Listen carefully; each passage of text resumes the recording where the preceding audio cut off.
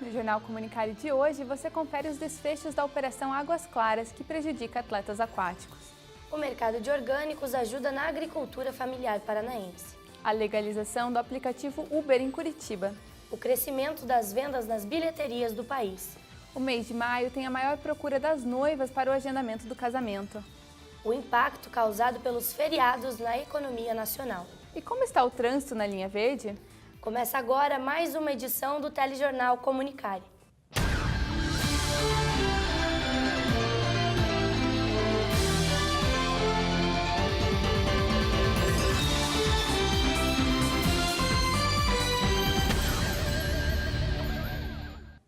Bom dia! A Operação Águas Claras, que investiga os casos de corrupção na CBDA, Confederação Brasileira de Desportos Aquáticos, prejudica atletas que precisam de incentivo e apoio financeiro. Confira agora na reportagem de Stephanie Abdala. A Confederação Brasileira de Desportos Aquáticos, a CBDA, rege no país 5 modalidades olímpicas. São elas a natação, o polo aquático, nado sincronizado, maratona aquática e saltos ornamentais. Enquanto nas piscinas os atletas têm se dedicado para ocuparem pódios importantes, nos bastidores as águas estão um tanto turbulentas. Desde outubro do ano passado, a CBDA está sendo investigada pela Polícia Federal e pelo Ministério Público Federal sob suspeita de desvio de dinheiro público, operação que foi chamada de Águas Claras. O presidente da Confederação, Coaraci Nunes, que ocupava o cargo desde 1988, foi preso no dia 6 de abril e outros 4 diretores foram afastados de seus cargos. Dentre as acusações estão indícios de superfaturamento, fraudes em balanços, falsidade ideológica, apropriação indébita e desvio de recursos públicos. Durante o trâmite dessas ações, aí houve o entendimento de que os dirigentes estavam tentando forjar ou embaraçar as investigações, que culminou aí em mandados de prisões, mandados de condução coercitiva de alguns dos seus dirigentes e que, ao fim e ao cabo, o Ministério Público Federal vai tentar o ressarcimento desses valores aos cofres públicos. As consequências deste esquema de corrupção não atingem apenas atletas de nível nacional. Os atletas de base também estão sendo prejudicados. E as reclamações vão desde a falta de incentivo até o corte de patrocínios. Acabou prejudicando não só a mim, mas todos esses atletas que precisavam, né, desse incentivo. A gente já perdeu o patrocínio do Correios, que financiava campeonatos nacionais, toda a seleção de desportos aquáticos. O presidente da Federação de Desportos Aquáticos do Paraná, Ivo Piovesan, conta que há preocupação com a imagem negativa que as acusações trarão para o esporte. Mas os calendários de competições no estado, a princípio, não serão alterados com o objetivo de incentivar atletas de base a se classificarem para campeonatos nacionais. Dessa forma, traz um prejuízo para o esporte. E no Paraná a gente tem dado sequência nos nossos trabalhos, nossas competições. No Brasil, o aumento da produção de orgânicos cresce 20% ao ano, de acordo com dados do projeto Organics Brasil.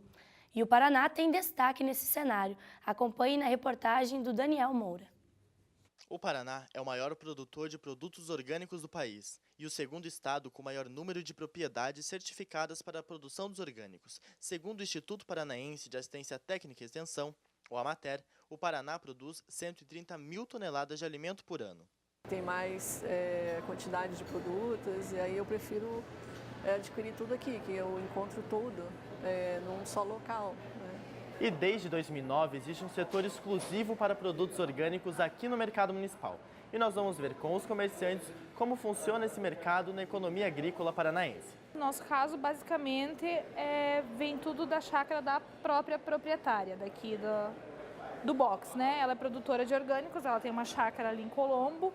Então, grande parte vem da produção dela mesmo, verduras, alguns legumes, exceto frutas que aqui daí já não... O clima não favorece muito, então vem de vários outros lugares, Santa Catarina, Rio Grande do Sul, mas em média é isso. O mercado de orgânicos não se limita apenas a verduras e legumes. O comércio de carnes orgânicas também está disponível na capital paranaense. A diferença da carne convencional para a carne orgânica é a criação e o cultivo do gado, né? O animal é criado só a pasto, o pasto não recebe nenhum tipo de aditivo químico, ele é livre de hormônio, de antibiótico, tratado só com homeopatia ou fitoterapia. Então é o tempo normal de vida do animal.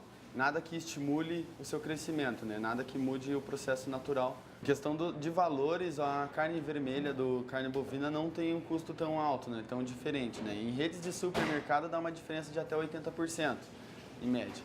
Já em açougues mais especiais, então dá uma diferença de 20% ou equilibrada, né? Segundo o projeto Organics Brasil, o mercado brasileiro de orgânicos teve um índice positivo de 25% em 2015. Agora deve passar dos 30%. Segundo o economista, a agricultura familiar tem uma grande influência neste mercado. Curitiba já não tem mais um cinturão verde, o nosso cinturão verde está no entorno, ou seja, na região metropolitana. Isso também traz uma renda, contribui para a renda, para a prosperidade desses pequenos agricultores, quando eles optam por uma produção agrícola, a produção de alimentos sem agrotóxicos, porque eles sabem que há uma demanda, há uma fatia do mercado que opta por esses produtos. Hoje, Curitiba conta com 15 feiras de produtos orgânicos, realizadas em vários bairros durante a semana.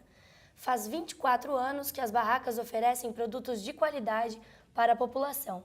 A tradição começou em 1993, junto à Feirinha do Lago da Ordem, e passou para o passeio público, onde as feiras acontecem todos os sábados pela manhã. E para quem não pode ir até as feiras, existe a opção de entrega delivery. Em Curitiba, já são pelo menos 6 empresas que oferecem o serviço. Os pedidos podem ser feitos pela internet. Mais informações você pode conferir no nosso site. Veja no próximo bloco como a legalização de aplicativos de transporte vai afetar os motoristas de táxi e Uber. Veja também como está o trânsito na linha verde.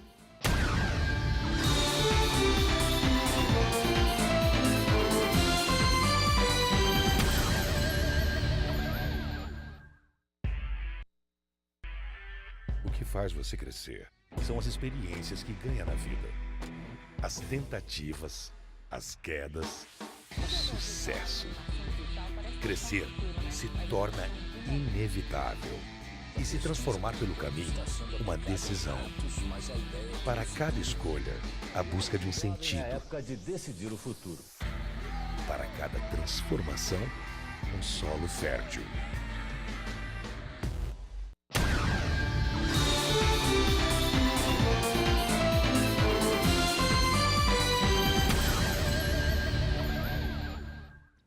Em 82 regiões do mundo já regularizaram o transporte privado Uber.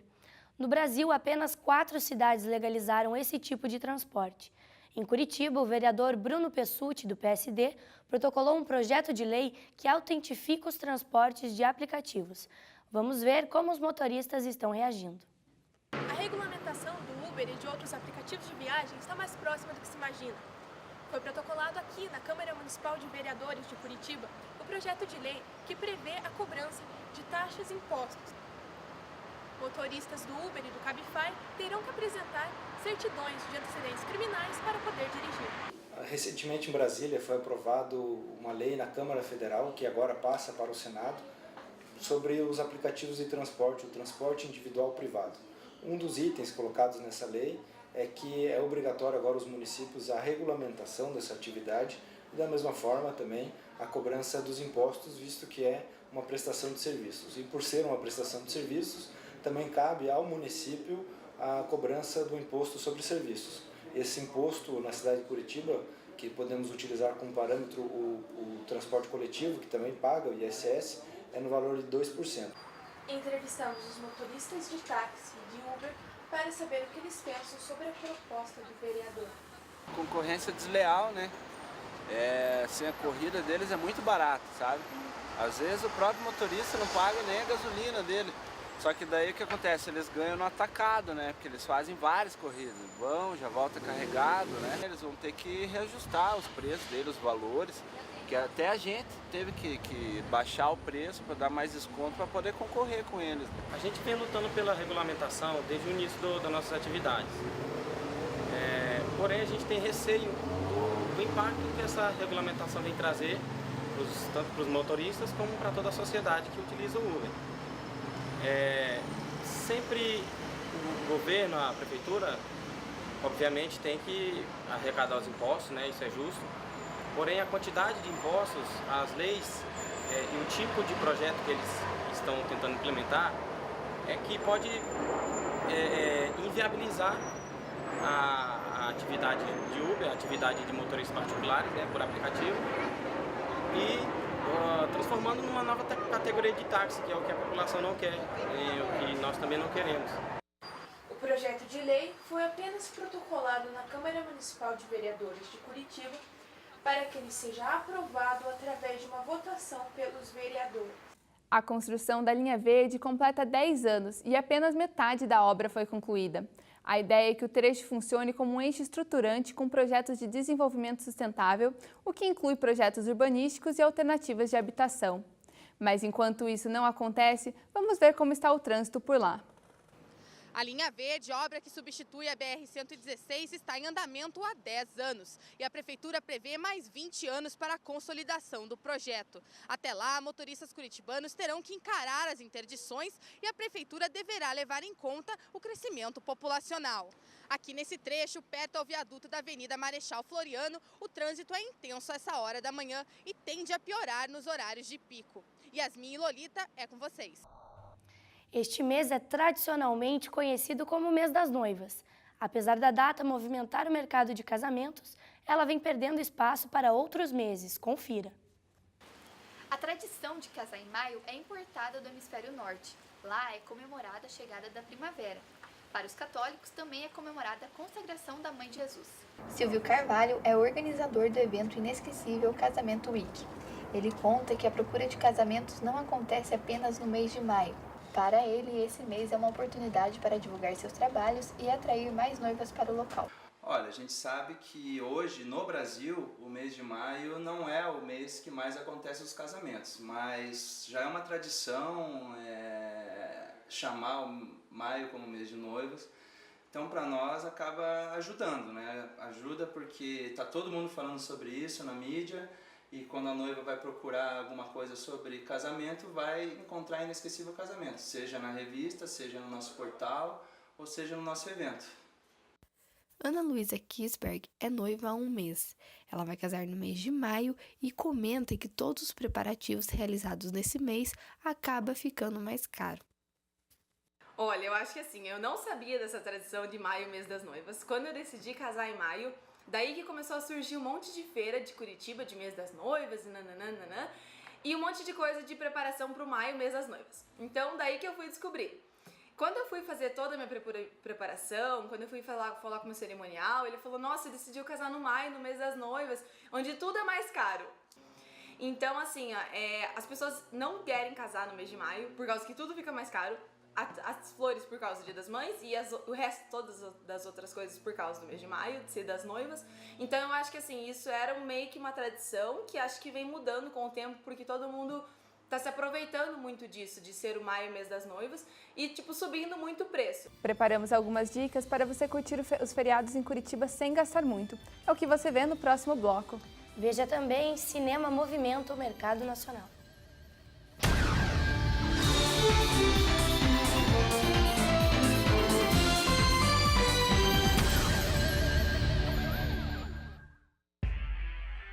O que faz você crescer são as experiências que ganha na vida. As tentativas, as quedas, o sucesso. Crescer se torna inevitável e se transformar pelo caminho uma decisão. Para cada escolha, a busca de um sentido. É a época de decidir o futuro. Para cada transformação, um solo fértil.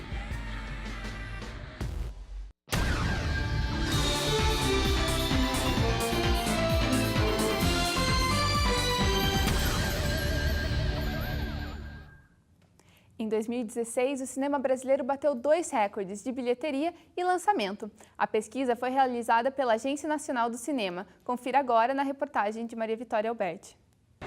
Apenas em 2016, 143 filmes brasileiros foram lançados, sendo a maior quantidade de filmes produzidos na história do país.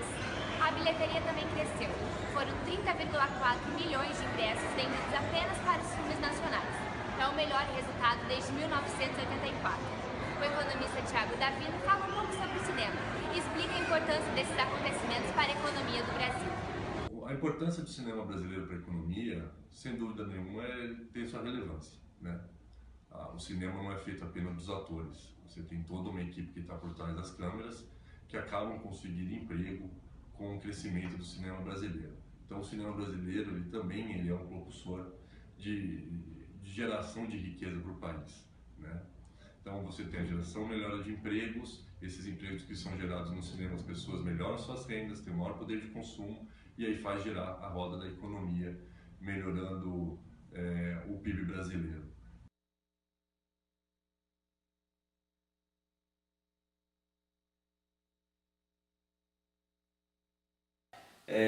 Bom, acho que é muito claro o crescimento que o cinema nacional teve nos últimos anos, principalmente o ano passado. Também é muito claro o porquê. Acho que as produções começaram a se focar muito mais no seu público-alvo do que em qualquer outra coisa, né? O que é ótimo, porque público-alvo talvez a grande chave do sucesso de qualquer produto, de qualquer área, também de entretenimento. O ano de 2017 está repleto de feriados. Só no mês de abril são 3 consecutivos e prolongados. Vamos ver o que é possível fazer para se divertir sem gastar muito. Do dia 14 a 16 desse mês, o Brasil inteiro aproveitou a Páscoa e a Sexta-feira Santa. Na outra semana, no dia 21, o feriado é de Tiradentes.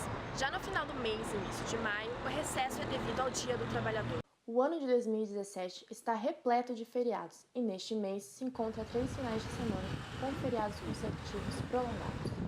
De acordo com o economista Reinaldo César de Moraes, os feriados serão positivos para a cidade.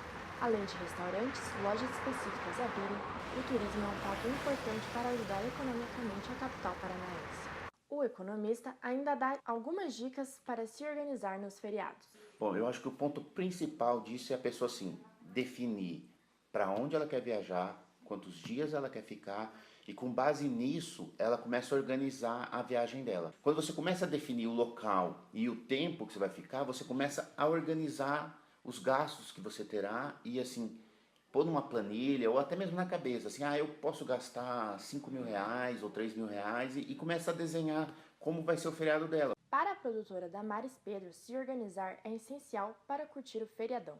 Bom, é difícil, né, nesse momento de crise que o país está passando, mas se a gente fizer um pouquinho de esforço, dá tudo certo. E eu tenho uma planilha no Excel, né, que eu organizo as minhas contas com antecedência de 6 meses e eu reservo um dinheirinho ali, 20% geralmente do que eu ganho para lazer. É claro que a gente sempre tem que fazer um sacrifício de poupar dinheiro, mas como eu me planejei, eu não precisei abrir mão de alguma coisa para curtir esse feriado. De qualquer maneira, Curitiba é ainda um dos lugares com maior movimento turístico. Os parques e museus são a escolha favorita de turistas. O importante é se preparar e curtir. O Jornal Comunicare fica por aqui. Tenha um bom dia e até amanhã.